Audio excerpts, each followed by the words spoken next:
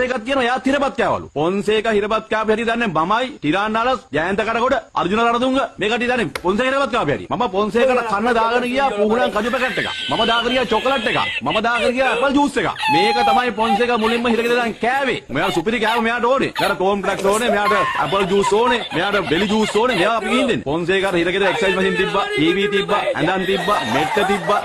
සියලු සම්පත් තිබ්බා. පොන්සේකට අපි මමත්, ත්‍රියානාස් මන්තුමත්, කැරකොඩ මන්තුමත් පොන්සේකට අපි හිරගෙන ගිහින් නොදුන්නේ. ගෑණියෙක් විතරයි පොන්සේක. අනිත් ඔක්කොම අපි හිරගෙන ගිහින් දුන්නා. ආපු හිරපතක් නැහැ පොන්සේක. ආයි පොන්සේක ඒකත් කියන එයා තිරපත් කෑවලු. පොන්සේක හිරපත් කෑපු හැටි දන්නේ මමයි, ටිරාන්නාලස්, ජයන්ත කඩකොඩ, අර්ජුන රණතුංග මේ කටි දන්නේ පොන්සේක හිරපත් කෑපු හැටි. මම පොන්සේකට කන්න දාගෙන ගියා පුහුණන් කජු පැකට් එක. මම දාගෙන ගියා චොකලට් එක. මම දාගෙන ගියා ඇපල් ජූස් එක. මේක තමයි පොන්සේක මුලින්ම හිරගෙන දැන් කෑවේ. මෙයා සුපිරි කෑව මෙයාට ඕනේ. මෙයාට කොම්ප්ලෙක්ස් ඕනේ, මෙයාට ඇපල් ජූස් ඕනේ, මෙයාට බෙලි ජූස් ඕනේ. මෙයා අපි ගිහින් දෙන්නේ. පොන්සේකට හිරගෙන එක්සර්සයිස් මැෂින් තිබ්බා, ටීවී තිබ්බා, ඇඳන් තිබ්බා, මෙට්ට තිබ්බා.